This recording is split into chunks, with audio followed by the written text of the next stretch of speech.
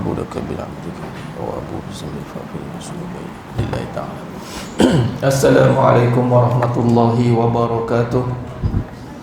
بسم الله الرحمن الرحيم. إن الحمد لله نحمده ونستعينه ونستغفره ونعوذ بالله من شرور أنفسنا ومن سيئات أعمالنا. من يهده الله فلا مضل له ومن يضلل فلا هادي له. أشهد أن لا إله إلا الله وحده لا شريك له وأشهد أن محمدا عبده ورسوله. اللهم صل على محمد وعلى آل محمد. رب يسر ولا تعسر بتمم بالخير. رب اشرح لي صدري ويسر لي أمري واحلل عقدة من لساني يفقهوا قولي. اللهم افتح علينا حكمتك وانشر علينا من خزائن رحمتك يا أرحم الراحمين. الملك القدوس السلام المؤمن المهيمن العزيز الجبار المتكبر. سبحان الله عما يشركون.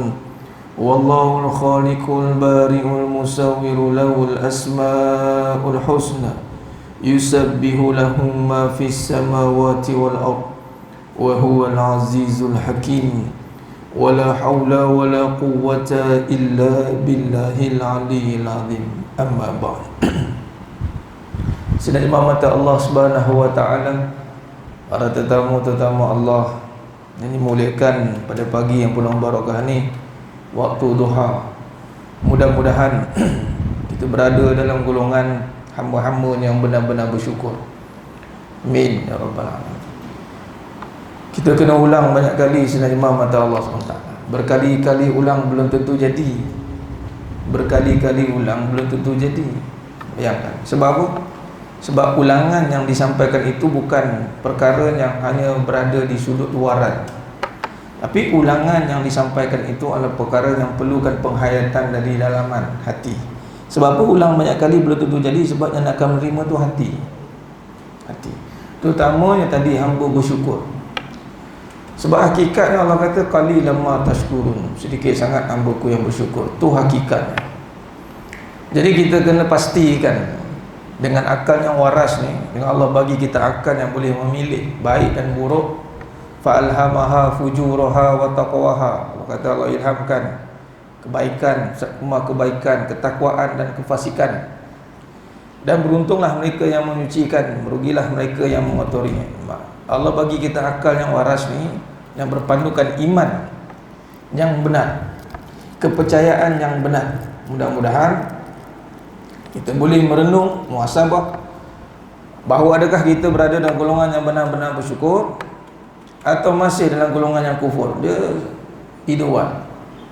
Sama ada syukur atau kufur. Dia tak ada syukur atau tak berapa bersyukur.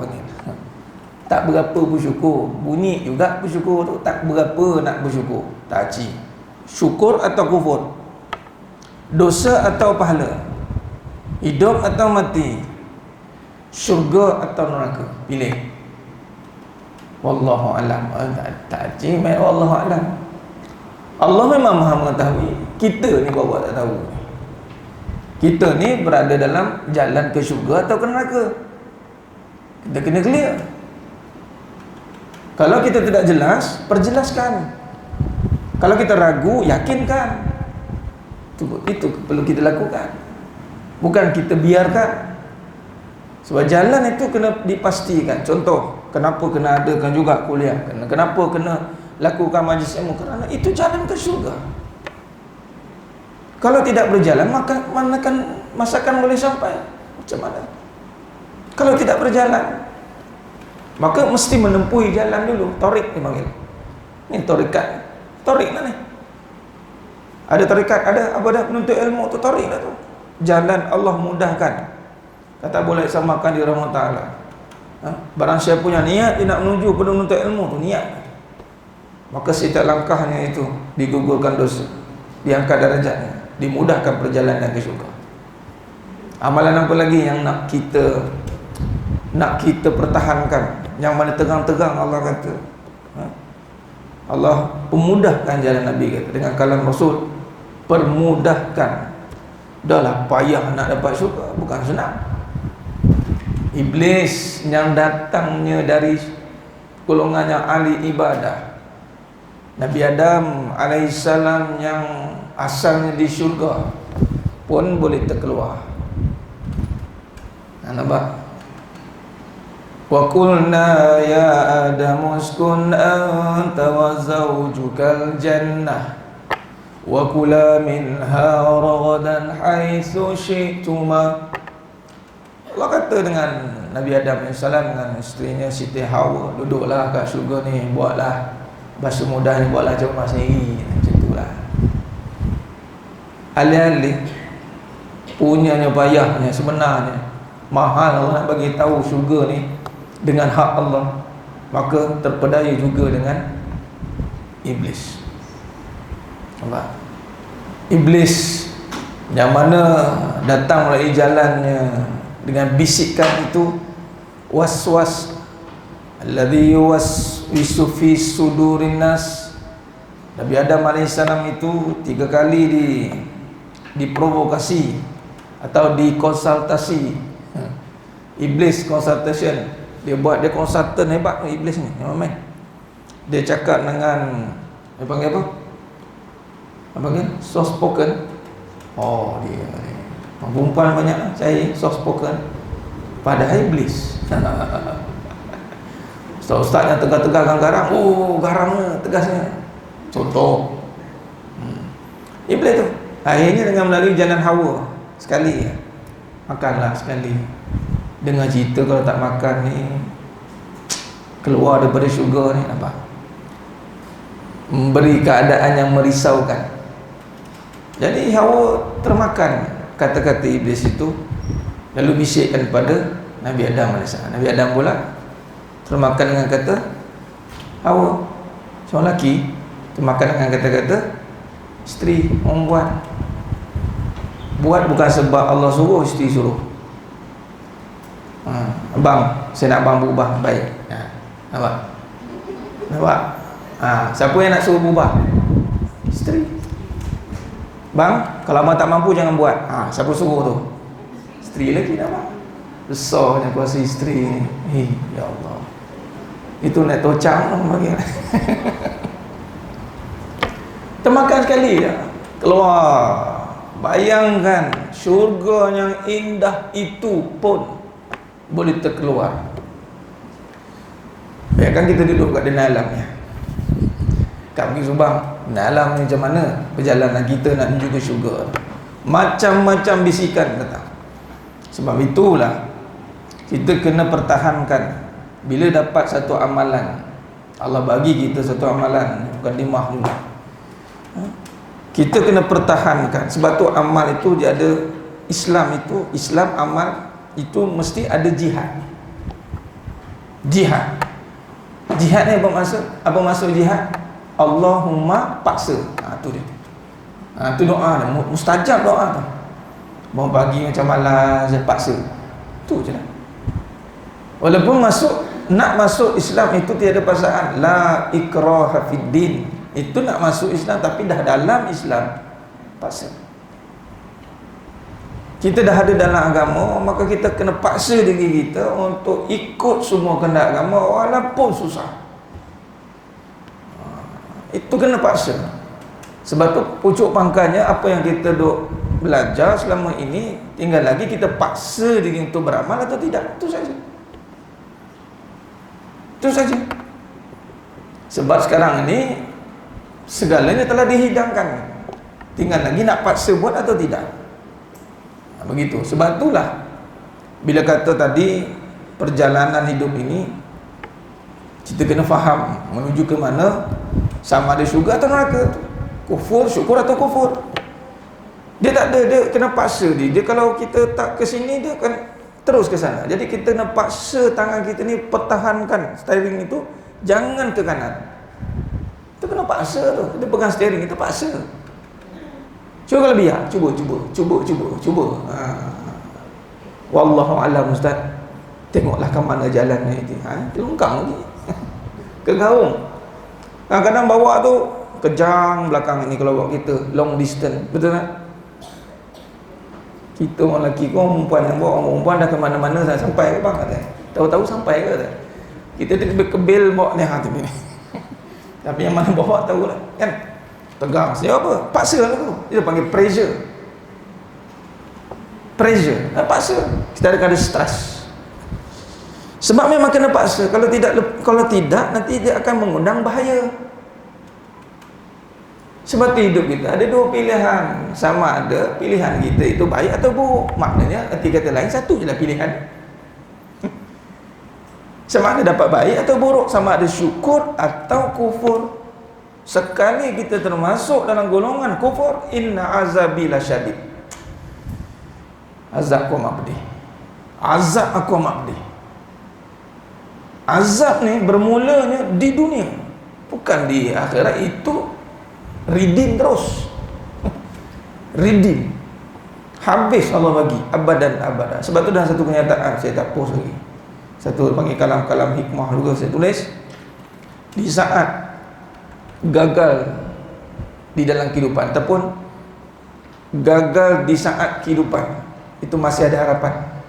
Tapi gagal di saat kematian, binasalah badan, menanggung azab yang tidak berkesudahan. Gagal dalam kehidupan, insya-Allah selagi hidup teruskan. Harapan terus disangkut, diharapkan kepada Allah selagi hidup. Tapi kalau dah mati, waktu tu gagal, habis. Di saat kita gagal dalam waktu kematian pun kita gagal, habis. Waktu kita hidup gagal, is okay lagi. Dia maksudnya tak jadi kerisauan. Sebab tu dalam kita nak memahami kehidupan ni, kita cuba melihat, itu namanya hakikat tu. Lepas tu kita bincang tentang lisanul haq. Kita cuba melihat sudut pandang yang sebenar, malah kata-kata yang benar, supaya hidup kita berpaksikan kebenaran, tidak berpijak atas kebatilan. Jangan bina kehidupan dengan prasangkaan, sangkaan-sangkaan, prasangka. Jangan bina kehidupan atas sangkaan. Takut dengan kesusahan. Susah yang mana? Kesusahan yang mana yang ditakutkan? Cuba. Mesti kata-kata cakap susah kehidupan lah. Sebenarnya kesusahan kehidupan tu masih minimum. Cuba letak kesusahan yang paling maksimum, pasti yang minimum akan selesai. Itu CP dia. Sebab tu kenapa orang Islam boleh berjaya, kerana dia meletakkan satu ketakutan yang maksimum. Betul tak? Kita pun takut yang minimum, takut kehidupan dunia minimum. Itu pun dah separuh mati nampak. Takut suami kami lagi, contoh kan. Menggelabah macam cuma cini sawan terus, cabut putus macam-macam, berpeluh, depres saja. Sampai hati saya cakap macam tu. Nasib dia. Ada orang cakap juga tapi tak apa-apa, dia syarah, dia pelik dia. Geram ada, biar.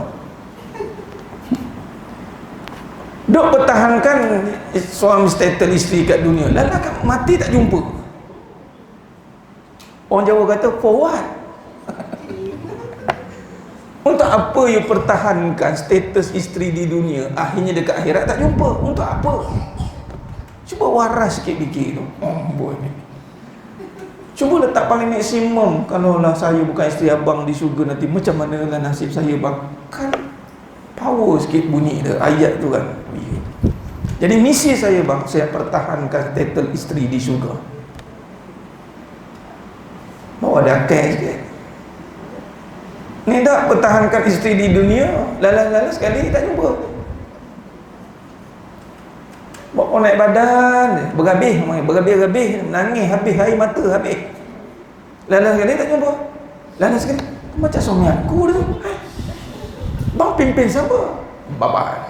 Zoom masuk syurga. Padan ke? Bye-bye ya? Jangan memek. Lepas tu minta kat suami, bang kalau saya tak ada dalam syurga, panggil saya. Buat apa panggil kau? Suami kata pula. Dah. Kat dunia macam-macam perangai. Tengok kat syurga tak ada, lega aku pun. Nak cakap apa? Allah Ustaz, bubuh terus. Sama juga dengan suami pun. Dua kalimah itu. Tapi biasanya isteri lah isunya kan, nak pertahankan ni suami saya takut no. Takut itu belum lagi maksimum, alang-alang takut, biar takut sungguh. Ini perbincangan kita. Biar kebenaran, biar kalam itu jangan takut yang pura-pura takut. Ketakutan dunia ini ketakutan yang pura-pura, bukan takut yang sebenar. Alang-alang nak takut, biar takut sungguh. Sebab hanya ketakutan yang sebenar akan membawa kejayaan. Sebab tu kalau kita lihat tren kehidupan dunia ini yang diasaskan dengan ketakutan yang sementara, yang ini ketakutan dunia, tak ke mana pun dia pergi. Contoh, mana contoh asas kejayaan orang yang bangunkan dengan ketakutan dunia dan dia berjaya sampai bila-bila? Hartanya masih ada sampai sekarang? Tak ada. Contoh Qarun, kita ambil contoh Qarun, dia takut harta dia hilang. Sebab tu setiap kali dia keluar, dia bawa semua harta dia. Soalannya, di mana Qarun? Tak ada. Namrud, dia takut kehilangan kuasa dia, sebab tu dia jajah semua orang, sujud kat dia. Firaun, dia takut. Orang yang ketakutannya pada kebenaran, dia cuba untuk menguasai keduniaan, akhirnya di mana dunia dia? Tak. Orang yang benar-benar takut dengan kematian, yakni takut kehidupannya selepas mati itu, adakah dia gagal dengan dunia dia? Tidak. Malah golongan inilah yang mengimarah, yang mengislahkan, yang memakmurkan dunia. Kerana sekali dia pegang dunia, ni dia punya CP dia, sekali pegang dunia sampai ke syurga. Tu ayatnya. Alang-alang pegang dunia, pegang sampai ke syurga. Betul. Alang-alang pegang isteri, jadikan dia bidadari. Begitu. Isteri pun sama, minta dijadikan bidadari. Alang-alang pegang harta sampai jadi pahala, itu maksud dia. Alang-alang pegang dunia sampai jadi akhirat. Dia tak ada alang-alang dunia, takut hilang dunia. Dah cerita. Dia kona kat situ, pimai-pimai tentu, pimai-pimai tentu. Akhirnya track record kejayaan orang yang bina dunia atau bina kehidupan dengan ketakutan yang sementara atau ketakutan yang kesusahan sementara, akhirnya hidup dia tidak ke mana. Ini rekod. Kita boleh tengok dalam bab sirah. Buka mana-mana sirah nak tengok perjalanan kejayaan itu. Kalau kita lihat di mana saat kejatuhan seseorang itu, apabila ketakutannya berubah kepada dunia. Empayar Uthmaniyah 3 Mac 1924. Suatu ketika dahulu gah hebat, menguasai 2/3 dunia. Tapi kenapa boleh berubah menjadi satu perkara yang habis?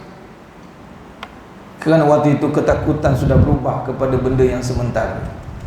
Takut hilang harta, takut hilang tahta, takut hilang rupa, takut hilang kedudukannya. Maka benar-benar hilang semuanya. Tapi di saat kita kembalikan ketakutan itu, ini kita dah syarahkan dalam hakikat ujian dan masalah. Kalau buka balik merajaah, yang mana bina ketakutan yang sebenar. Sebab tu kalau kita nak sambung perbincangan kita, bila kata lisan ni, ramai hari ini, pada pagi ni kita nak sentuh tentang hati-hati membina ketakutan. Lisan ni jangan bina dengan kebenaran, dengan kepalsuan. Lisan ini biarlah terbina dengan hati yang mengenal. Contoh Allah bagi sekarang macam-macam ujian. Tak cukup dengan ujian ekonominya, Allah bagi ujian penyakit. Hati-hati berkata dengan apa yang kita takut. Salah letak ketakutan hanya menyebabkan perkara itu lebih merebak dan melarat. Akhirnya, kalau salah bimbing ketakutan itu, menyebabkan dia akan berlakunya perkara kemungkaran yang lebih besar. Ini yang kita kena sedar. Bila takut tu sampai, sebab tu kita kena, di antara perkara falyakul khair, berkata baik atau diam ni, kita boleh terjemahkan takut berkata benda yang salah. Itu datang khauf. Sebab tu asas kita punya kita punya kebenaran itu. Sebab siddiq ni, bila kata kebenaran itu apa tunjang dia? Allah takut, khauf, takut dalam menzahirkan lisan, kalam-kalam yang boleh menimbulkan keraguan, apatah lagi kemurkaan, keraguan, kemurkaan. Kemurkaan ini terhasil daripada mungkin kalam-kalam yang mengundang takabur, mengundang syirik. Ini bermula dengan lisan. Semua ni lisan, dia bukan dengan perbuatan lagi. Contoh China, bila kena hentaman penyakit ni menular bila Allah hantar, sebab dia punya Mr. President dia mengeluarkan lisan atau kalam yang menjurus kepada takabur. Dia memang dah tak percaya Tuhan dah. Dia tak percaya dah tu. Memang Allah tak akan ganggu lagi, sebab sebenarnya orang begini dia tempatnya nanti di sana Allah habiskan. Cuma kalau lisan dia itu mengundang takabur, dunia kena dah. Ini tak kisah siapa, orang Islam ke, orang bukan Islam ke, cakap takabur dia, cakap besar dia, kena hantam satu kali. Dia kata apa? Diri dia, kerajaannya tidak terkalah, hebat, ekonomi dia besar, tentera dia kuat, kuat dia pada tentera, kaya dia pada harta. Apa jadi? Mengundang kemurkaan. Sebab tu orang yang takut itu diterjemahkan dengan lisan. Lisan dia diam. Kenapa banyak diam? Takut salah cakap. Bukan tak nak cakap, takut salah cakap. Kan kalau salah cakap takut orang terasa. Bukan orang terasa, Allah murka. Setakat orang terasa kalau kata-kata kita benar, macam tadi contoh kan, terasa Ustaz puas hati cakap kita orang macam tu, contoh baguslah. Memang ceramah tu nak bagi terasa, buat badan muka. Allah kena aku. Aduh, bawa balik tu berubah ni kalau cakap dibelai-belai, bila jadi contoh kono je rasa kan. Sebab tu kita bercakap tak jaga perasaan sangat. Kebenaran itu akan menghentam perasaan. Kata-kata benar, qulil haq walau kana marron, kata Nabi. Berkatalah benar, sifatnya pahit. Tapi yang kita bimbang, kata-kata itu adalah mengundang murka. Biar kata-kata itu dimarah oleh sejuta orang walaupun benar. Itulah Nabi SAW. Itu Nabi SAW menyampaikan kalimatul haq, kalimatul thayyibah, dicerca, dihina, malah dilancarkan peperangan. Peduli apa orang nak marah? Sebab tiada mudarat yang mampu datang kepada kita melainkan mudarat itu datang dari Allah. Allah izinkan. Tapi kalau kata-kata kita itu mengundang kesukaan, kegembiraan semua makhluk dunia, tetapi mengundang murka Allah, apa guna?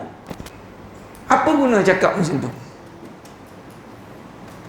Kempen, contoh kempen menaikkan semangat orang wanita, contoh dengan menunjukkan sifat kewanitaan, wahai wanita bangkit. Kita dengan bersama dengan kewanitaan, saya berpihak pada wanita. Orang lelaki sokong wanita, semua bangga, bagus, kamu adalah insan yang terbaik. Bagi nampak diri, besar diri. Jangan abaikan orang lain, kamu berhak mendapat hak kamu, katanya. Tentukan apa kamu nak. Pedulikan orang yang kita sama dengan lelaki, sama. Bubuh lagi nampak. Apa yang lelaki dapat, perempuan boleh dapat. Dapatkan hak, rebutkan hak anda di dunia. Naik semangat. Lepas tu bangun, gigil-gigil badan. Naik semangat. Lala sekali apa dapat? Mengundang murka. Sebab tu jadi dua konteks dalam percakapan ini yang benar-benar mengundang murka. Pertama, percakapan yang berunsur takabur, percakapan yang berunsur syirik. Dua percakapan yang benar-benar mengundang murka Allah total. Tak ada tunggu-tunggu punya. Dan hari ini Allah dah tunjuk signal, tak pernah dalam sejarah lagi setakat hari ini ada dah berlaku, tapi kosong total Kaabah. Dataran lah, walaupun bukan Masjidil Haram, tapi apa relevannya Kaabah itu dikosongkan? Kalau kita nak fikirkan secara logik ni, walaupun saya pernah tuliskan, saya tulis penyakit biologi, tak apa lah,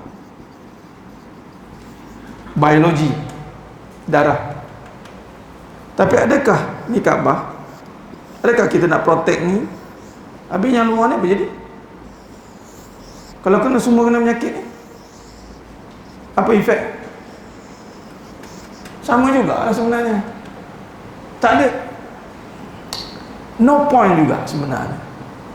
Tak nak bagi dekat sini, contoh, habis kat sini kena, sama je, sama.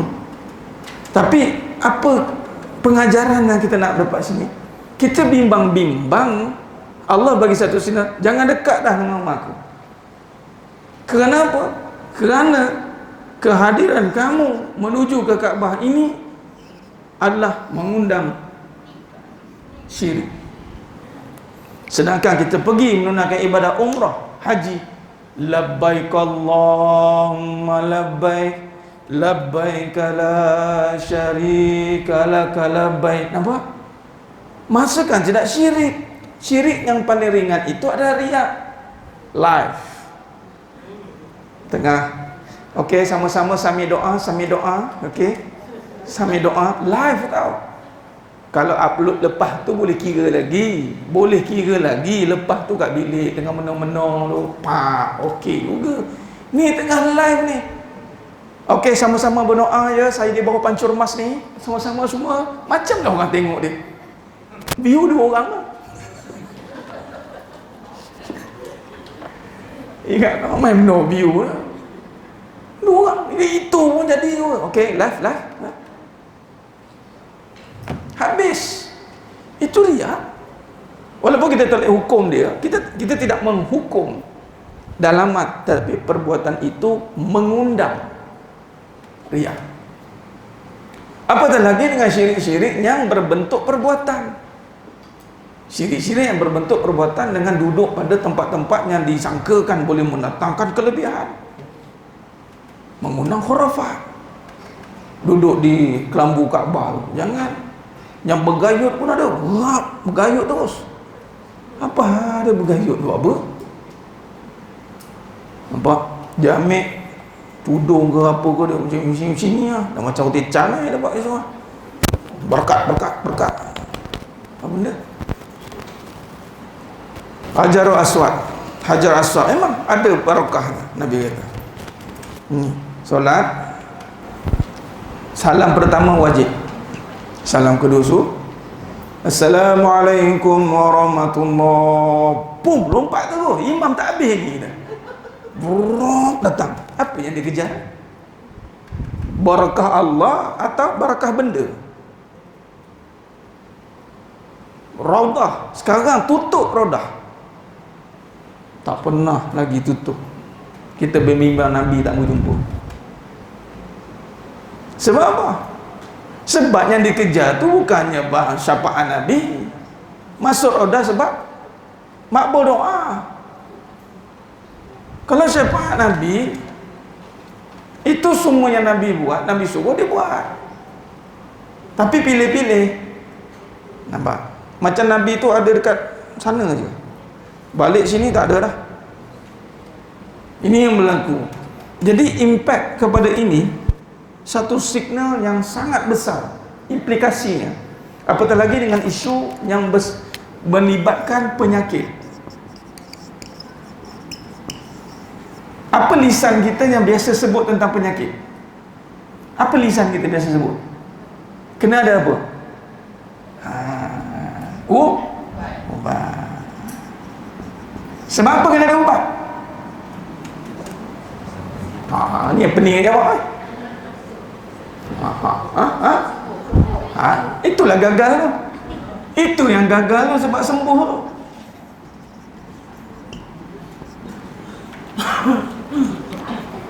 Nampak?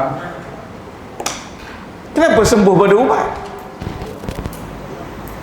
Inilah kita bimbang, ada wujudnya dalam pemahaman. Dia ada Qadariyah, Jabariyah, Ahli Sunnah wal Jamaah. Jabariyah tu Allah belaka, langsung tak buat apa, Allah belaka-laka, duduk. Jarang yang Jabariyah ni, jarang kita jumpa. Biasa kita jumpa Qadariyah. Apa Qadariyah?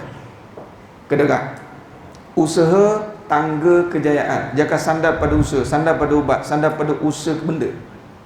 Yang menentu hasil itu adalah kalau tak ada ini, tak ada itu. Sedangkan Ahli Sunnah wal Jamaah itu adalah usaha pada manusia, kesan pada Allah, ubat pada kita, sembuh pada Allah. Malah kita kena yakin sembuh dulu sebelum makan ubat. Ni dah boleh ke Ustaz? Tanya kita benda jadi ke?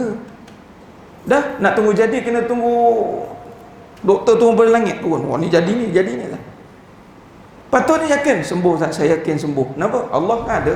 Allah yang menyembuhkan. Ubat ni alat saya makan.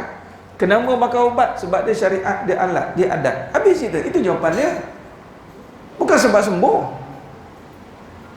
Sembuh sebab Allah, ubat sebab kita. Kita ni makam ubat. Makam kita makam ubat dia.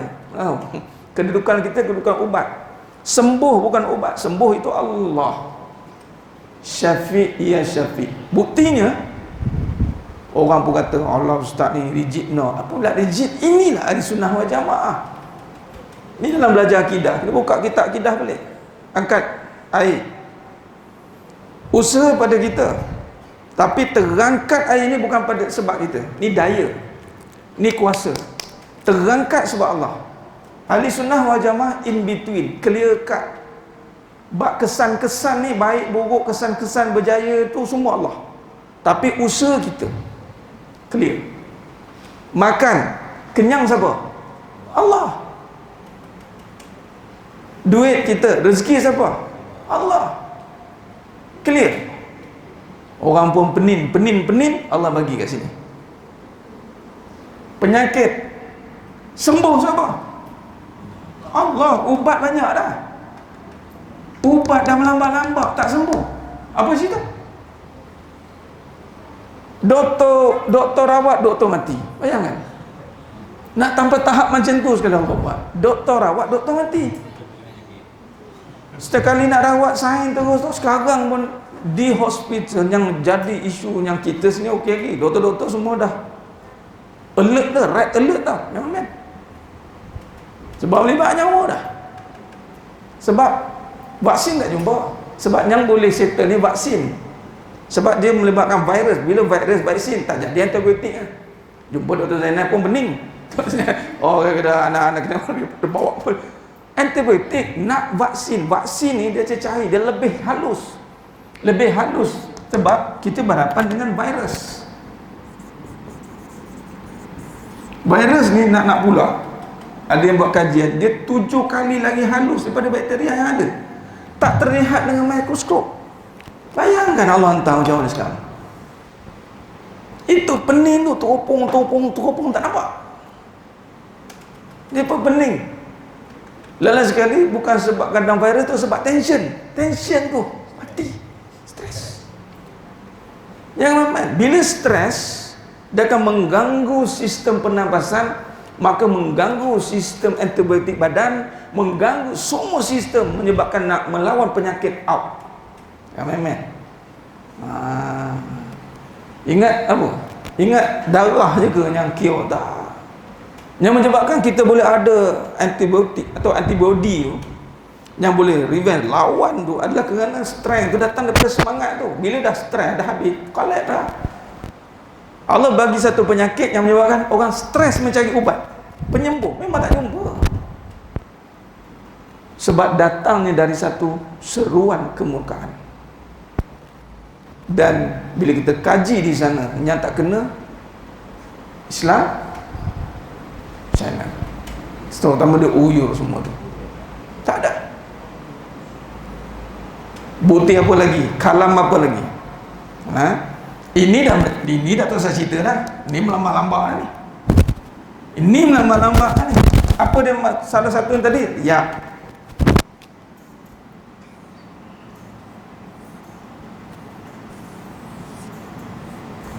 meletakkan makhluk, yakni mencari perhatian makhluk.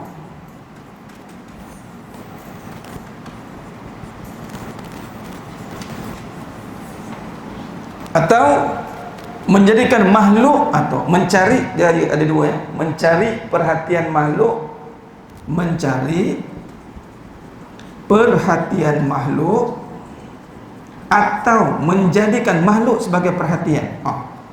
Faham? Menjadikan makhluk itu sebagai perhatian kita. Kita menjadikan sebagai tumpuan. Sedangkan ketika tawaf itu kita tidak pandang isteri kita pun dah.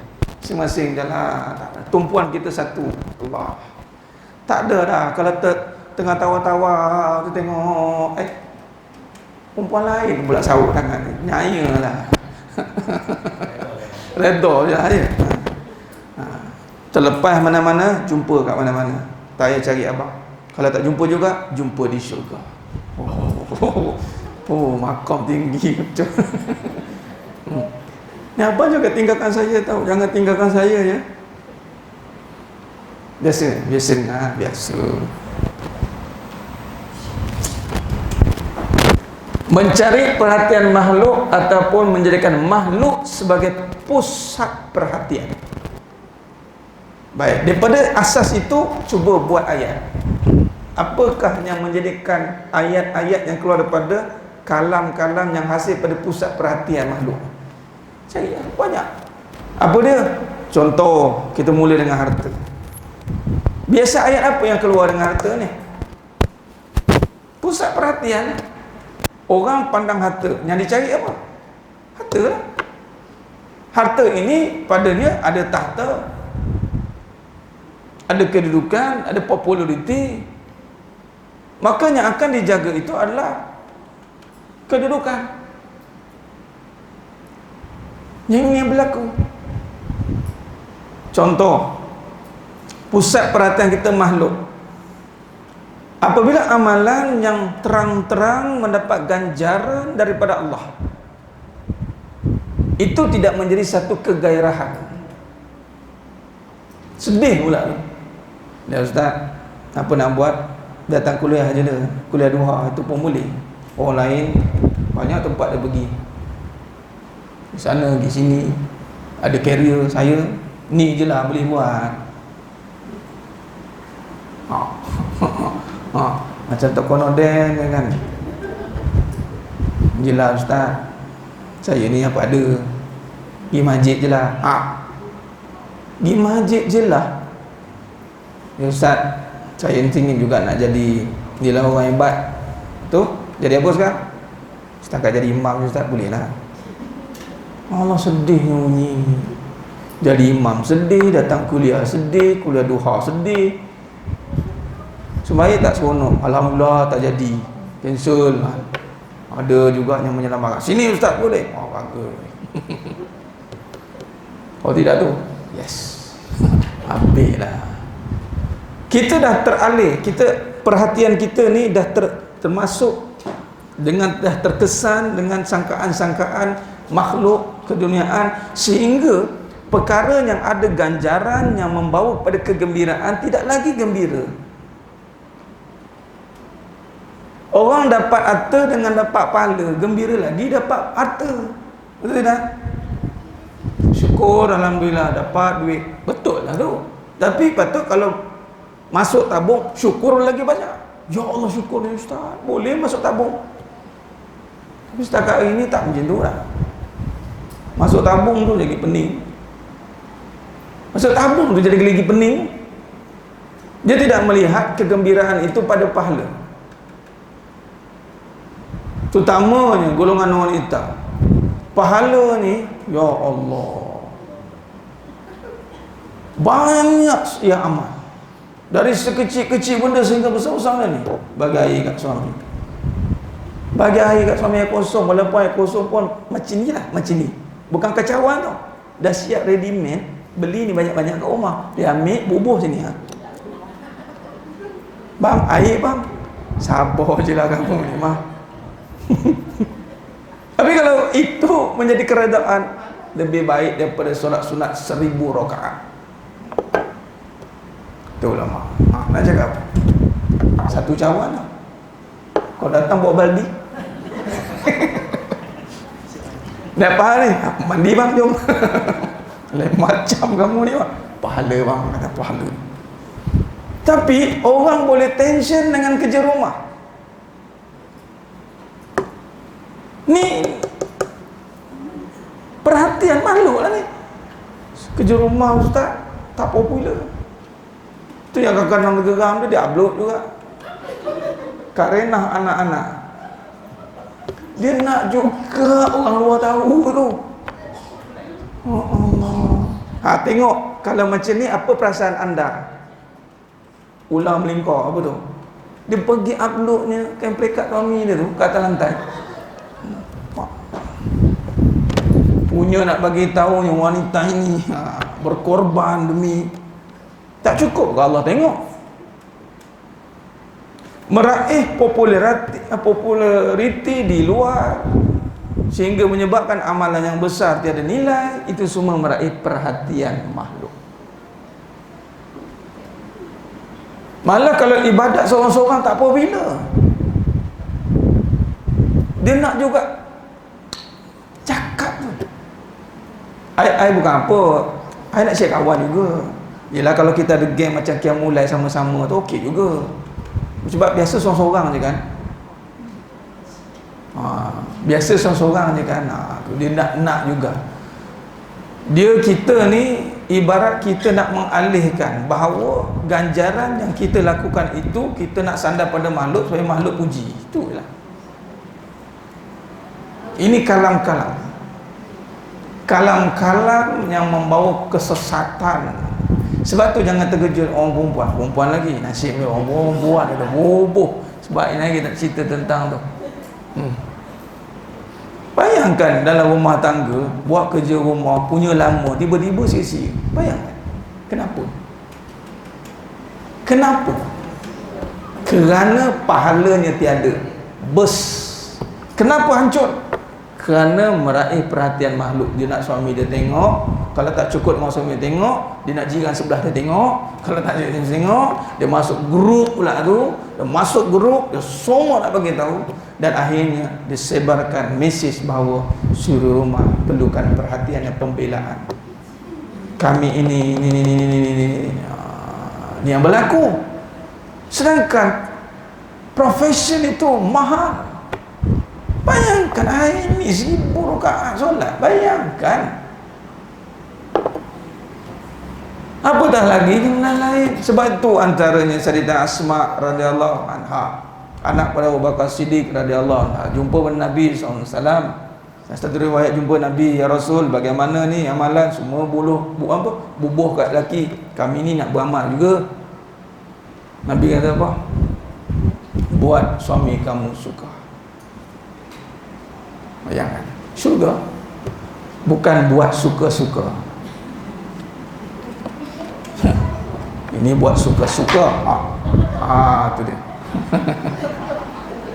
Baik. Take note itu, sekecil-kecil riak itu meraih perhatian makhluk atau menjadikan makhluk pusat perhatian. Allah uji dah. Makhluk itulah ubat. Ubat tu pusat. Sakit ubat. Ubat dia sakit. Lalu betul kau. Sakit ubat dia sakit. Bila sembuh? Tengok ubat dia sakit balik. Asalnya nak sembuh, makan ubat. Punyalah doktrin dia sakit je makan ubat. Lalu tengok ubat sakit balik. Iyalah Ustaz, betul lah. Sebab tu kadang-kadang orang yang bergantung dengan ubat tu tak. Cuba tengok kat mana fahaman dia. Dia kalau boleh kata, kalau tak ada ubat ni tak sihat ni. Cuba makan tu ikhlas. Ya Allah, sembuh engkau, bukan ubat. Maka pisahkan aku dari ubat ni bila sampai masanya. Pisahlah. Sebab sembuh Allah. Sampai masa ketika sembuh, tak perlu ubat dah. Sihat tanpa ubat. Memang sihat memang tanpa ubat. Asal sihat tanpa ubat. Ada ke lahir-lahir itu kita ubat untuk sihat. Ada jual ubat untuk sihat ke? Ubat tu kurus. Itu standard, itu biasa. Ni klinik apa ni? Ada ni klinik kesihatan, tapi datang semua sakit-sakit. Ada yang tanya sihat-sihat. Doktor saya dah sihat ni. Ada ubat untuk sihat lagi. Hai babai doktor. Makna memang sihat itu kurniaan, anugerah. Sebab tu Nabi kata sihat sebelum sakit. Ni pun kalam 5 sebelum 5 ni. Kita dah syarah juga dalam bab masa. Sihat sebelum sakit, muda sebelum tua, miskin, kaya sebelum miskin, lapang sebelum sempit, hidup sebelum mati. Sihat sebelum sakit. Waktu sihat buat apa? Waktu sihat buat jahat. Tu je. Tu Allah bagi. Waktu bila sakit ingat. Memang sakit tu akan mengingatkan kita. Sebenarnya ketika sakit bukan sekadar ingat ubat. Ubat itu benda yang pasti datangnya. Benda yang macam contoh lapar. Tak usahlah nak buat begini. Lapar sampai dah ni. Okey, mari kita ingat nasi. Mari kita ingat nasi. Ada orang buat begitu? Tak ada dah. Tengah lapar dah siap pejam mata boleh sampai restoran tu. Yang main-main. Pejam mata boleh sampai. Benda yang tak perlu diingatkan, itu panggil fitrah. Bila lapar gerak, tahu dah channel Kung Fu Panda. Kung Fu Panda ke? Bukan. Mak mulai semalam ada lagi. Mula channel. Tak ada kata duduk bincang tengah lapar. Ni lapar sampai mari kita bincang. Aku lupa lah nak makan apa. Ada orang ingatkan nak makan apa? Tapi yang biasa ni patutnya ni kalam kebenaran juga. Di saat datangnya yakni nikmat yang tadi, sihat dan sakit, yang diingatkan itu bukan benda, tetapi yang diingatkan itu adalah pencipta Allah. Itulah makam suruh ingat. Yang ketika sakit yang disuruh ingatkan itu Allah.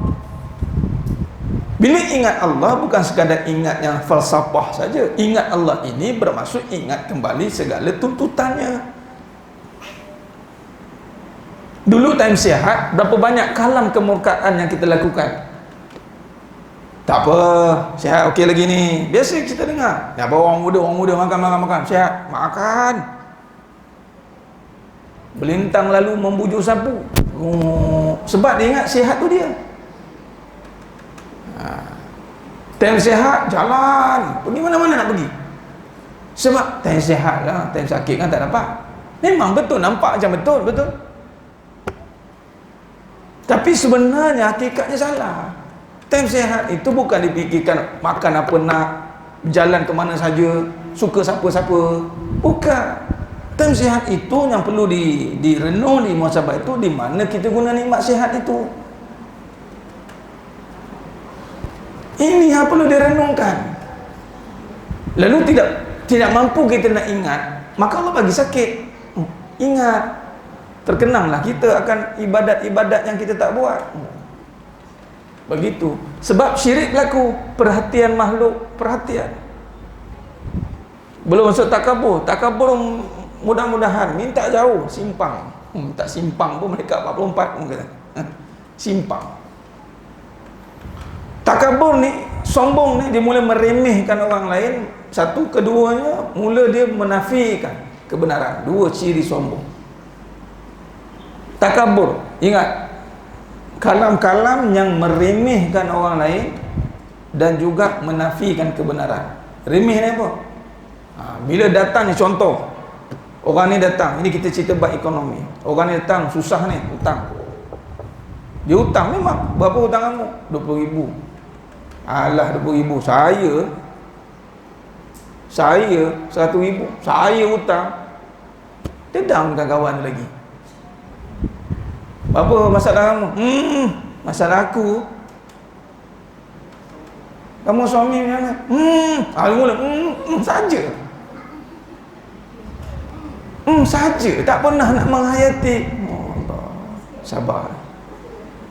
Atau membawalah kisahnya lebih besar, kisah para nabi ke kan, ni pasti. Aku kena teruk lagi, ini kau kena sikit ni. Amboi.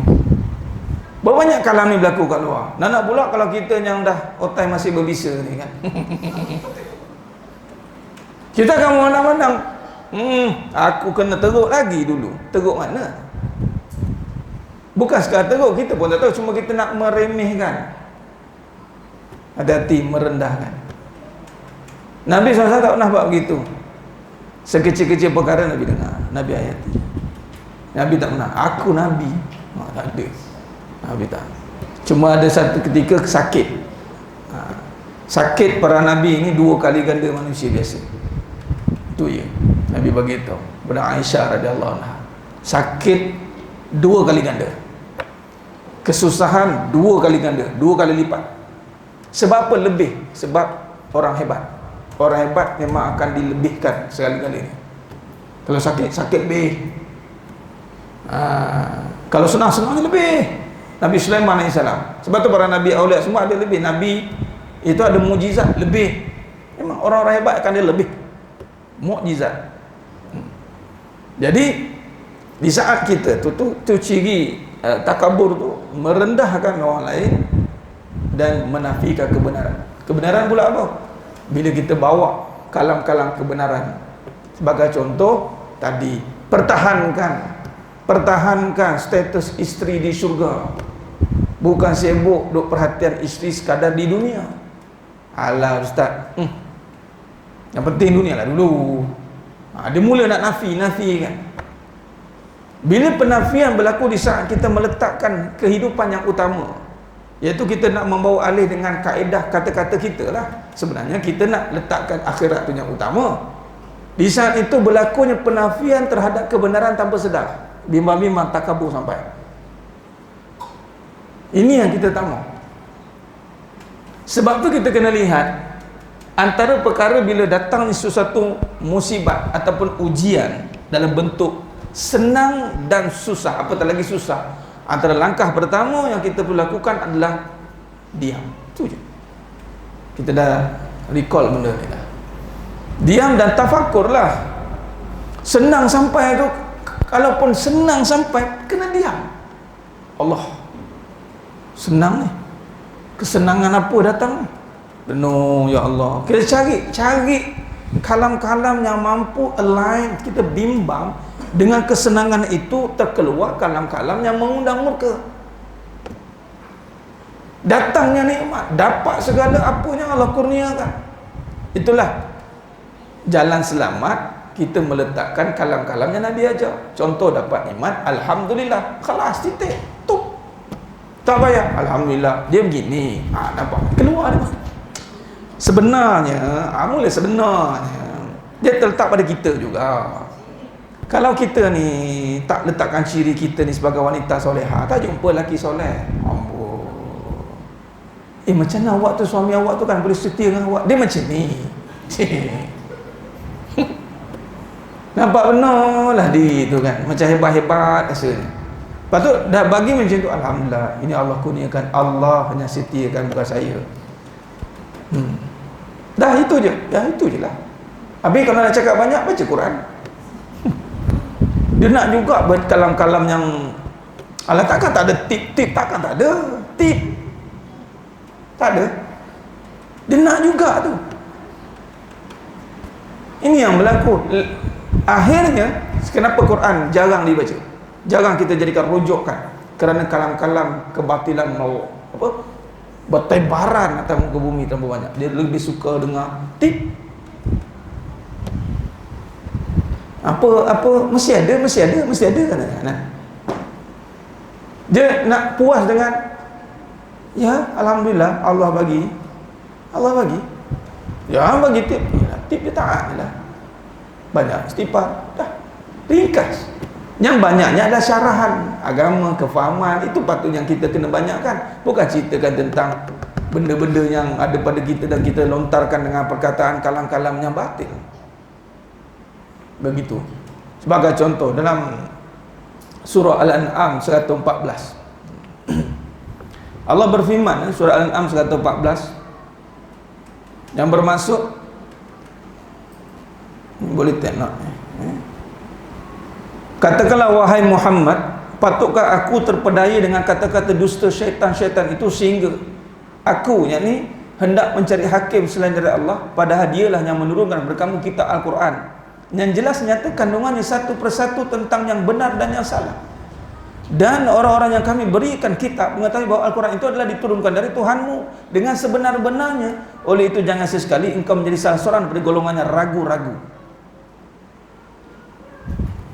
Kalau yang kita kena lihat itu mesti daripada Al-Quran.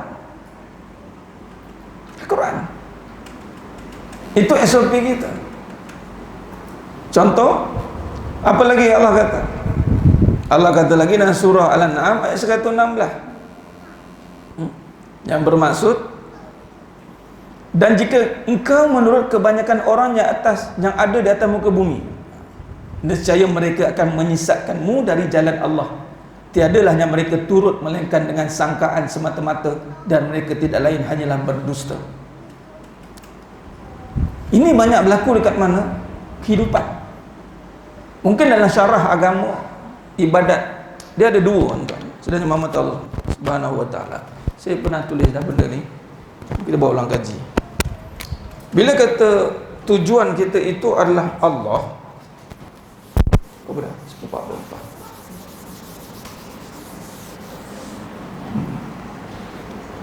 Allah itu matlamat taat. Baik. Mayati Allah wa Rasul faqad faza fawzan azima. Siapa taat pada Allah dan Rasul, maka dia dapat kejayaan besar. Taat, maka apa jalan taat? Maka Allah turunkan syariat.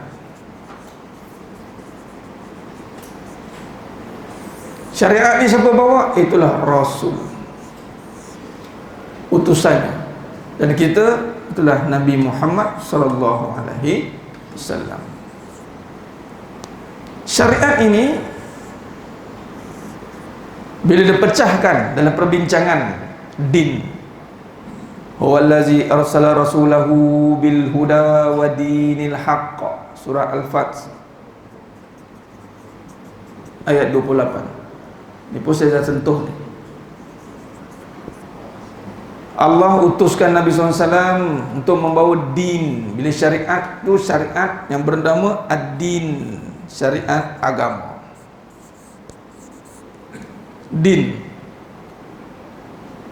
ia ini suruhan-suruhan agama yang berkisar tentang rukunnya. Maka datanglah rukun Islam yang 5. Dan seluruh segala hukum hakam jadi panggil inna dina indallahil Islam. Khair, selesai bab ni. Tapi din yang kedua, ulama syarakat itu adalah yakni ad-din yang ada dalam kehidupan, cara hidup. Lalu kita namakan syariat agama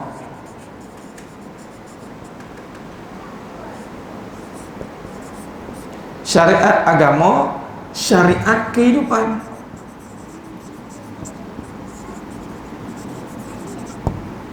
Ada tata cara. Bila syariat, dia tidak mati dekat syariat, dia ada hakikat. Itu syariat hakikat. Contoh solat, syariatnya qauli fi'li, hakikatnya qalbi, hati. Itu niat. Begitu juga malah syarat ketika amalan itu dikira, saat diterimanya amalan itu mestilah memenuhi syariat dan hakikat. Hakikat ni berbicara soal ikhlas. Ini hakikat tak nampak. Syariat berbicara soal perilaku atau kaifiat ittiba' melalui Nabi SAW. Dua ni mesti kena ada, baru kita dikatakan taat. Ini sah atau batal, ini terima atau tidak. Dalam kehidupan begitu. Syarat sah perkahwinan,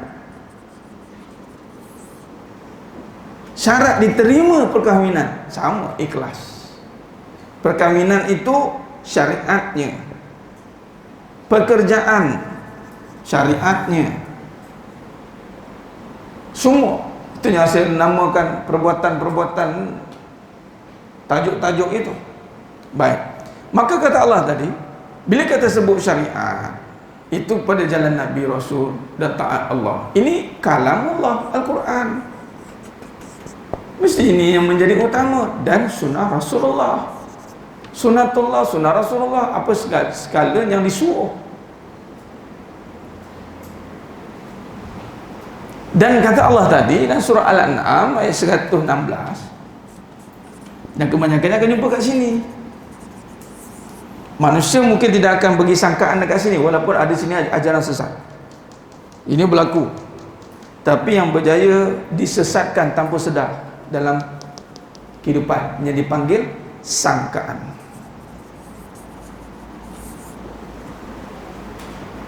Sangkaan. Baik, apa itu sangkaan?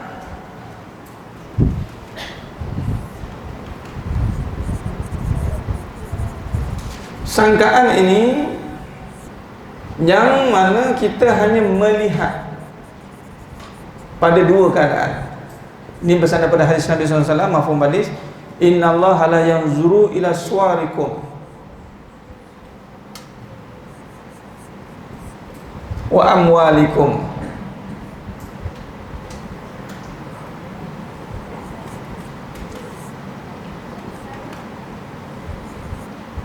harta, rupa. Ini sangkaan. Sebab sangkaan ni adalah daripada apa yang dilihat, sangka, akal, luaran. Dan harta ni luaran, rupa ni luaran. Itu sangkaan. Sangkaan kebanyakannya mengikut sangkaan yang menipu kamu. Luaran, rupa, harta, tentang kehidupan. Itu dia amwalikum, suwarikum wa amwalikum, walakin yanzuru ila qulubikum wa a'malikum. Sedangkan Allah melihat pada hati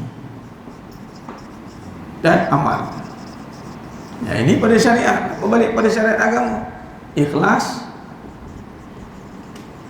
dan ini mengikut sunnah. Perbuatan yang mengikut, bukan mengikut rupa, mengikut harta. Ini sangkaan dia. Baik. Jadi di sini kalau kita melihat dalam surah An-An'am 116 tadi, kebanyakan yang akan tertipu dengan hanya yang dilihat luaran, lalu dijadikan sebagai pegangan dalam kehidupan.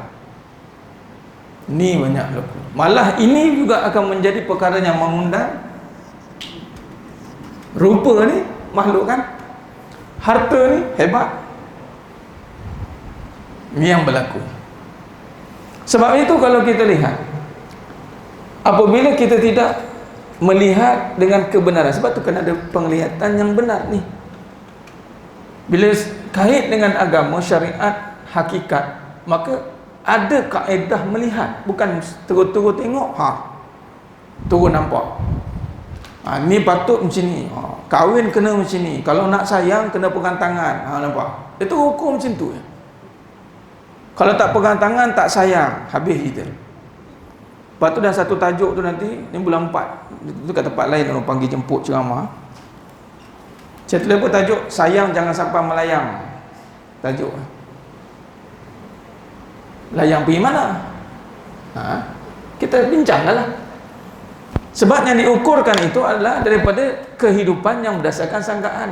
Dia dapat rasa Allah bagi. Pertama, kita semua ni mendapat, dipanggil fitrah tadi.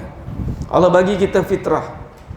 Sayang tu fitrah, kaya itu fitrah, kuat itu fitrah, kan? Ini dalam siddiq dengan nama Allah. Tetapi apabila tidak diarahkan kepada kebenaran, yakni tiada pencarian yang sebenar, maka fitrah itu bertukar menjadi amarah. Fitrah menjadi amarah, yakni nafsu. Daripada sayang yang fitrah, dia bertukar sayang yang amarah. Apa sayang amarah? Kebendaan. Amarah ni ia akan jadi kebendaan. Daripada fitrahnya kaya yang fitrah, tanpa ada apa-apa, maksudnya kaya dah, tetapi kerana dia tidak mendidik hati dia untuk berada pada kebenaran, Allah tak pilih dia. Dia pun tidak berdoa pada Allah, minta, tiadalah background syariat agama ni tidak diterapkan, maka fitrah yang baik tadi bertukar menjadi amarah. Kaya yang sepatutnya suci tetapi dijarah, ditarah habis-habisan, berubah menjadi kaya harta. Yang direbut itu harta, yang hancur itu akan menyebabkan kebendaan yang binasa. Ini yang berlaku.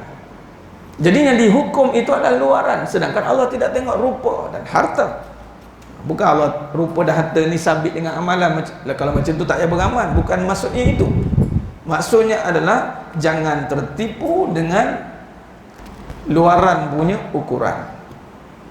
Jadi ketika ujian berbalik tadi, contoh Allah bagi kita ujian kesenangan, kita renung bahawa di manakah kita nak letakkan kedudukan kesenangan itu. Dudukkan daripada syariat agama. Allah bagi syariat kehidupan cantik dah. Syariat kehidupan ini mesti didorong dengan syariat agama, yang mana padanya juga ada hakikat, dan kehidupan juga ada hakikatnya. Contoh, sihat ada hakikatnya, iaitu sembuh, tu hakikat lah tu. Sayang ada hakikatnya, iaitu Allah, itu berbalik kepada hakikat, namanya sayang, berbalik kepada sifat hakikat. Mula kita diberikan rasa yang mana boleh pergi pada perasaan kasih sayang. Perasaan kasih sayang ini ada hakikat dia, yang mana perasaan itu tidak terjadi sendiri. Perasaan itu diberikan oleh Allah, dipanggil mawaddah warahmah, ditiupkan. Hati-hati perasaan itu kalau terjadi daripada luaran, bukan daripada dalam. Sebab itu dalam ini datang dengan anugerah. Kalau luaran, habis. Ada pantang tengok je, mau datang perasaan. Tengok, mau datang perasaan. Habis umur nak tengok perasaan. Pening lah kawan. Sebab itu kata orang lelaki, bukan semua perempuan dia tengok ada perasaan itu, tapi kalaulah perasaan itu disandar pada luaran, habis. Sebetulnya bermaharaja lela pelacuran. Allah bagi. Sebab apa? Sebab perasaan itu dia tidak kembalikan kepada kebenaran hakikat. Perasaan sayang, dari mana sayang datang? Ngajilah, awwaluddin ma'rifatullah. Kita dah syarah dah, bismillah. Sebab itu orang yang ada kasih sayang ini bukannya orang yang terpengaruh dengan luaran, orangnya sudah ada amalan.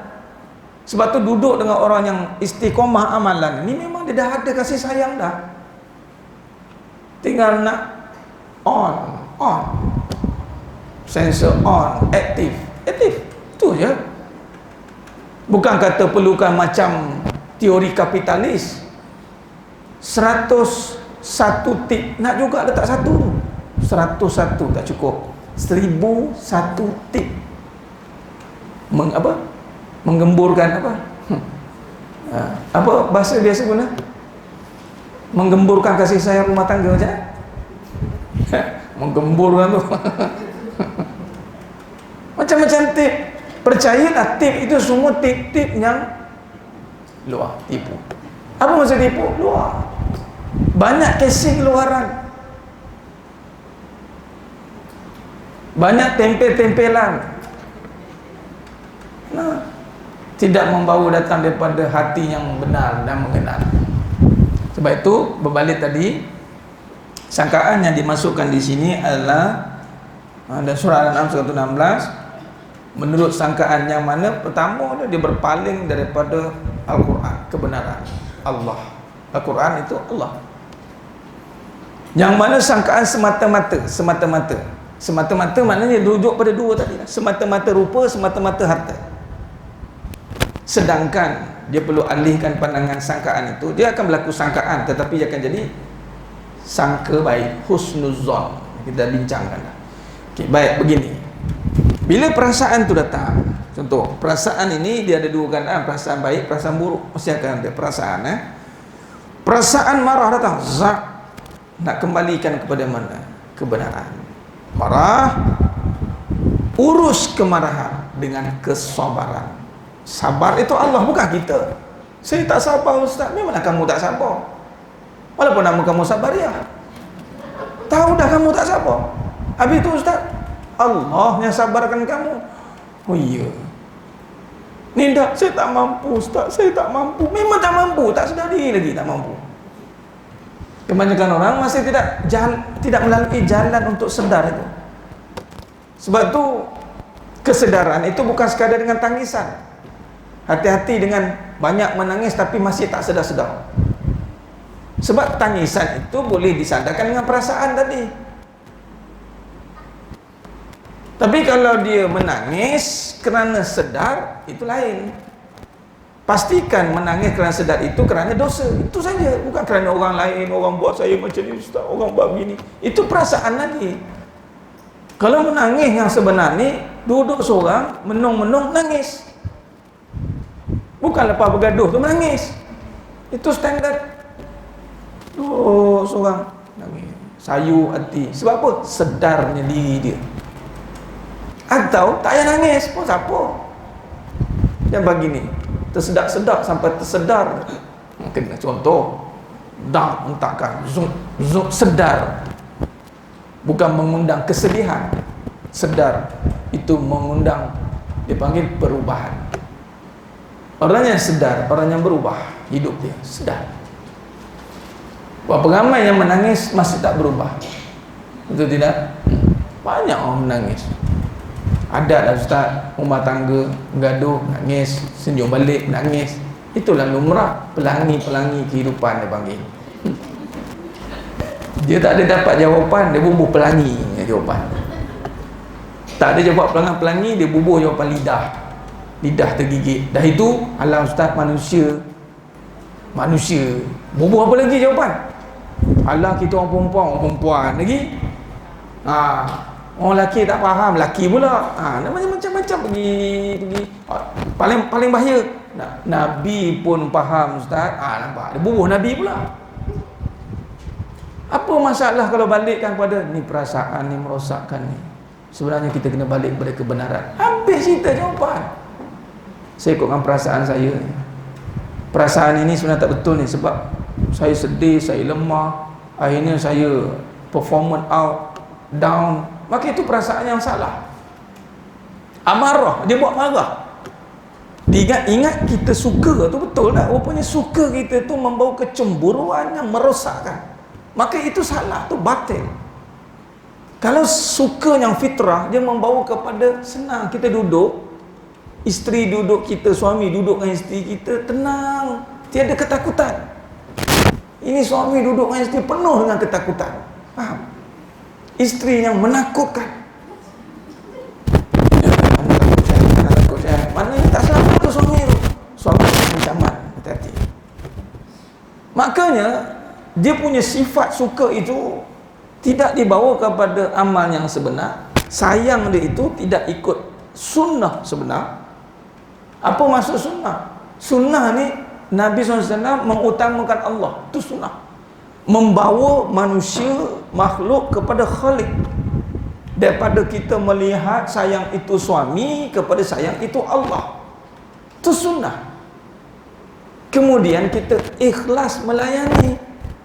Maka cinta tadi yang Allah dah bagi dari awal tu, ketika kita sedar, kemudian kita bawa kepada kebenaran, maka dia akan jadi ketenangan. Lalu jadilah perhubungan yang menenangkan. Perhubungan yang menenangkan. Nampak tidak? Tak bunyi.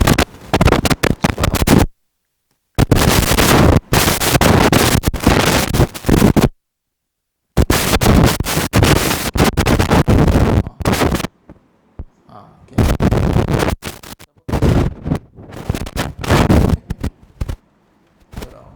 Baik. Jadi maknanya kasih sayang tadi ini berarti ini saya nak betulkan ni bermakna tadi dia kita masih berkisah tentang menjadikan makhluk sebagai pusat perhatian. Malah bila dah habis, dia dah makhluk perhatian, dia akan jadi takabur. Bila fitrah tu tadi, dia duduk pada sangkaan, iaitu rupa harta ni, mana makhluk lah tu. Saya namakan kalau rupa harta tu makhluk. Saya simpulkan makhluk. Maka cinta yang fitrah menjadi amarah dan suka marah-marah. Kalau cinta yang fitrah, dia menjadi sunnah, maka hidupnya tenang. Pasangan yang menenangkan. Cemburu itu terletak pada dua keadaan, kata ulama. Pertama pada amalan, kedua pada orangnya, harta, lalu disedekahkan. Cemburu pada lain itu cemburu yang binasa. Sayyidatina Aisyah radhiyallahu anha sekali je, kemudian ditegur oleh Nabi SAW, malah ditegur dengan menceritakan, kamu kenal siapa Sayyidah Khadijah? Kamu kenal siapa Khadijah radhiyallahu? Kamu kenal? Nabi tekan betul, kamu kenal dia siapa? Kita lah konon lah kita. Katalah konon isteri kita meninggal, kahwin baru. Alah abah ni sisik sebut akak lama dah. Sisik sebut. Kamu tahu akak kamu siapa? Kita cerita, dengan dia lah aku kena kasih sayang. Dengan dia lah kamu siapa? Lagi mengajuk, lagi rumah agak. Lagi rumah terus agak dengar. Time orang tidak terima ajaran aku, dialah yang terima ajaran aku.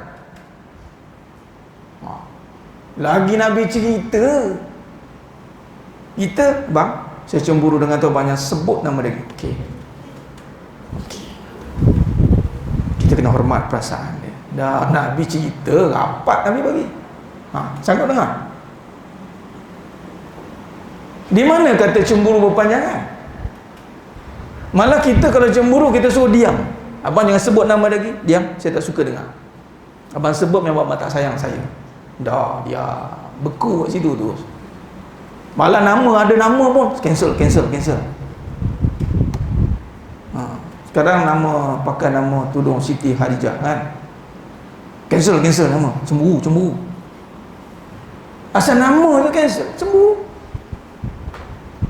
Bayangkan Nabi SAW sikit-sikit bagi ni kawan. Nabi terkenang bagi suruh Aisyah bagi tau. Suruh kita bagi dekat akak madu contoh.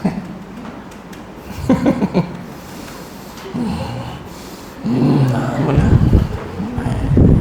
saka nak keluar.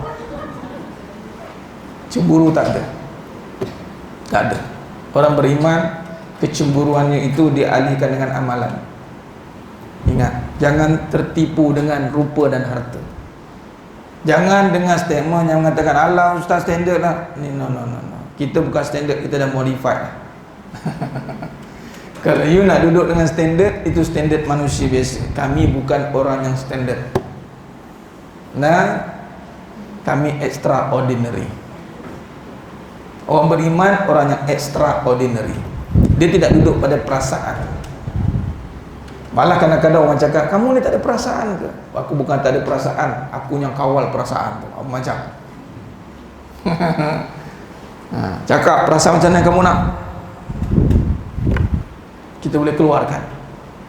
Perasaan tu memang dia akan jadi, dia panggil nafsu ini, dia panggil nafsu. Bila amarah telah ditundukkan jadi lawamah. Jadi lawamah dia akan jadi mutmainnah.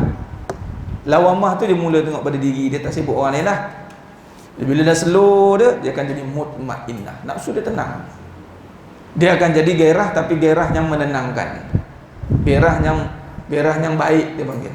Dia ada satu semangat, ataupun nafsu ni semangat untuk buat kebaikan. Yang tadi amarah tadi semangat untuk menghancurkan. Semangat juga. Apa dia bang? Apa dia? Naik semangat saya ni. Jangan gaduh, hancur. Khair. Jadi sidang jemaah mata Allah SWT. Ini betul ke jam ni? Betul? Okey, baik. Jadi kesimpulannya adalah berbalik kepada perbincangan kita pada pagi yang penuh barakah ini. Dua ayat yang kita sentuh tadi, surah Al-An'am 114, 116, menjadi nas bagaimana Allah SWT suruh kita jangan jadi golongan yang ragu.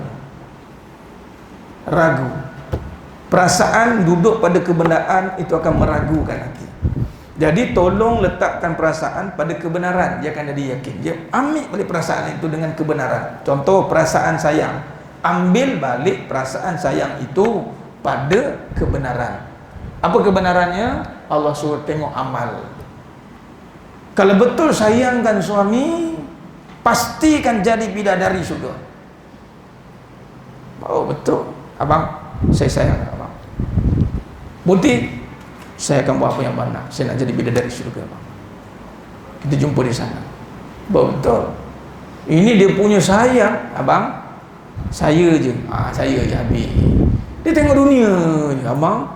Ingat abang, dia nampak dunia dia, lepas tu nampak syurga, nampak amal. Kalau seorang suami benar-benar setia dengan isterinya, maka dia akan pastikan isterinya menjadi isteri di sana. Oh betul setia. Abang setia tak dengan saya? Isteri tanya. Buktikan. Buktinya kamu je lah yang ada. Kita pun dengar, lega saya. Ada itu jawapan yang melegakan. Patutnya buktikan. Buktinya adalah abang akan pastikan kamu isteri abang di sana. Kalau macam tu tumbang tu bini tu. Tapi tak tahu lah bini tu percaya tak. Tengok muka abang tak percaya kan. 2x5. Bini pun tak percaya, isteri pun tak dipercayai. Habis. Sebenarnya begitu. Kita kena alihkan kepada amal. Fitrah kita itu jangan bertukar menjadi amarah. Jangan. Allah dah bagi dah. Maka jangan sampai fitrah kita itu mengundang lagi kemurukaan dengan kalam. Dia jadi nampak diri dia, kemudian dia takabur pula tu, bercakap kata mula dah. Dia mula menghina, dia mula membanding-bandingkan, dia mula merendah-rendahkan. Itu kan kalam-kalam takabur. Sebab tu tidak heran rumah tangga banyak berkecai. Minta maaf cakap. Macam mana Allah boleh hancur leburkan sebuah negara, sebuah perniagaan? Begitulah sebuah rumah tangga. Allah boleh hancurkan begitu saja. Hancur bermula dengan hati. Berderai hati saya bang. Badan tu berderai, perang.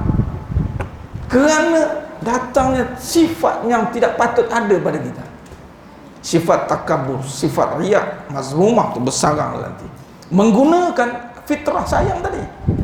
Fitrah sayang ini dipakai dengan sifat takabur, dengan merendah-rendahkan pasangannya. Abang malah merendah-rendahkan pesaingnya, bakal contoh kan, habis hancur. Malah pula sayang yang mana merendah-rendah. Kalau mana yang ada mak mertua, kes yang mak mertua tak habis-habis, contoh merendah-rendahkan mak, buat perbandingan saya atau mak pula dah. Ini saya cerita realiti yang berlaku. Malah saya tengok banyak juga tulisan-tulisan yang masih menceritakan tentang perbandingan. Yang dilayan juga tulisan itu dengan perbandingan juga. Tak selesai. Sebab tu takkan jumpa jawapan. Maka kita balikkan, sebenarnya silapnya kat situ. Fitrah telah berubah menjadi amarah. Kembalikan kepada sunnah. Sunnah berkasih sayang itu adalah dengan ketaatan. Kalau kita nak mendapat kasih sayang, maka taat. Kalau suami nak mendidik isteri itu supaya sayang, didik. Didik itu pakaian suami, taat pakaian isteri. Kalau ini ada amal, itu amal itu. Pastikan semua apa yang suami buat, pastikan itu didikkan. Bagusnya suami kamu rumah, abang sidak kain, mau lantai. Bagusnya. Bukan sebanyak jaga perasaan. Ni, abang buat. Kamu dah penat tu. Abang mau. Abang basuh kain, abang basuh baju. Dah tu, isteri buat apa? Dengku dah. Patutnya, mai sini. Ni sini, mai abang mau. Abang dulu mau. Sini, abang ajar kamu. Ngajar.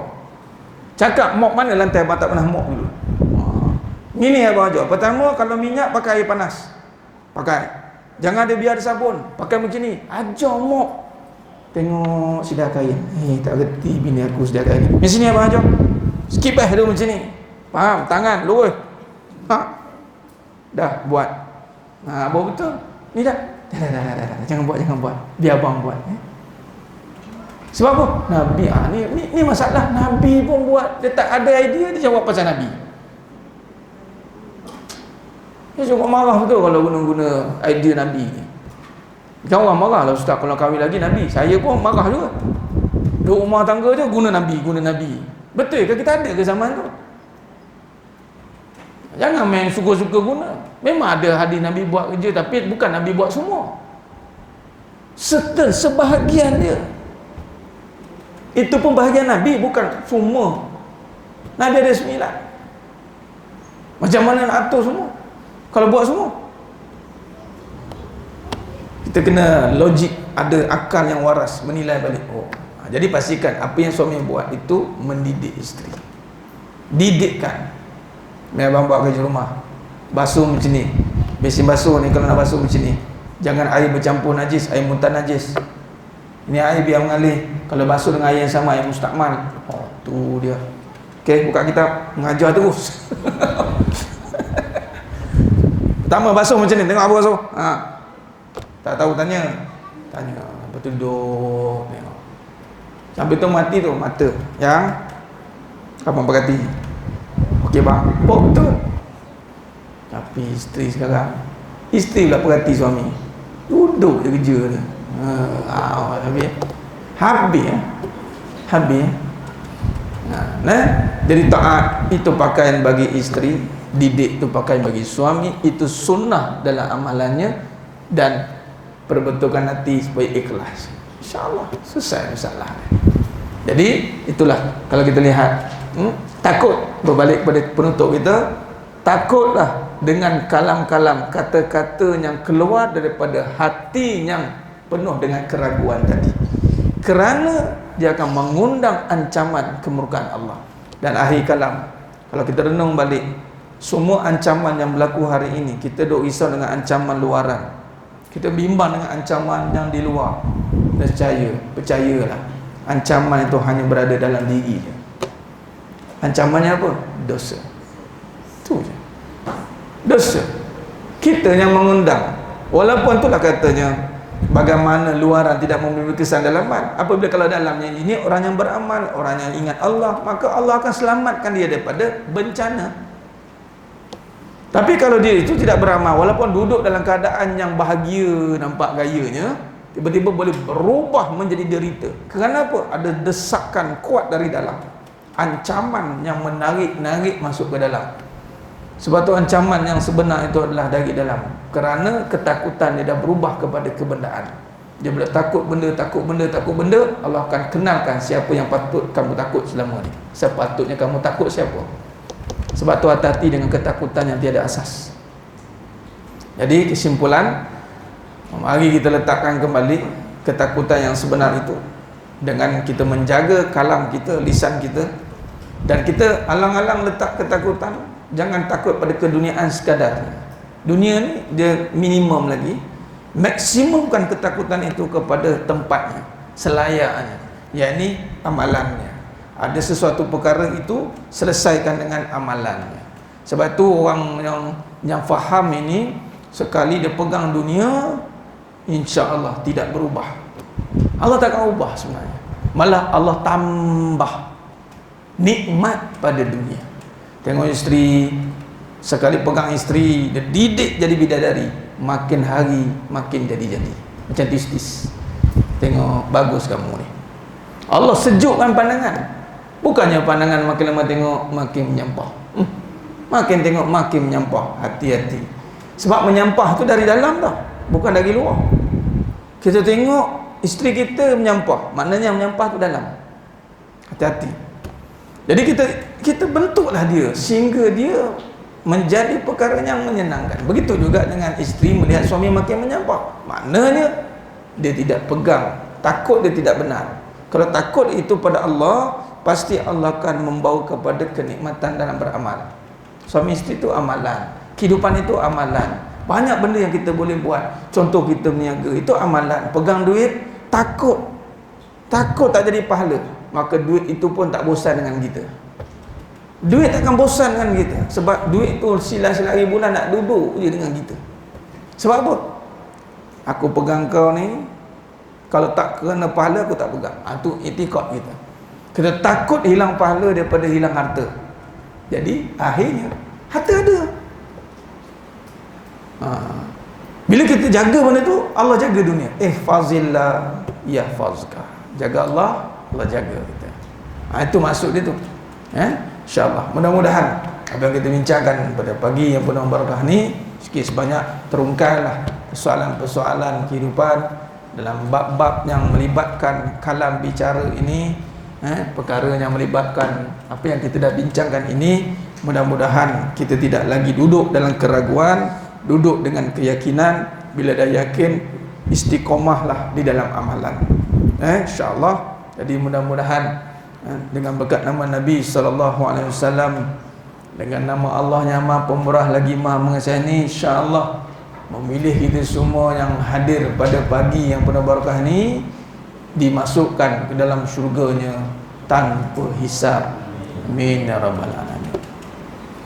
Aku qouli hadza wa astaghfirullah azim wa lakum wa billahi taufiq wal hidayah. Assalamualaikum warahmatullahi wabarakatuh. Dia tangguh dengan tasbih farah suratul asr. Subhanakallahumma wa bihamdika asyhadu an la ilaha illa anta bismillahirrahmanirrahim wal asr innal insana lafi khusr illa alladhina amanu wa 'amilus solihati wa tawassaw bil haqq wa tawassaw wallahu a'lam bis-shawab.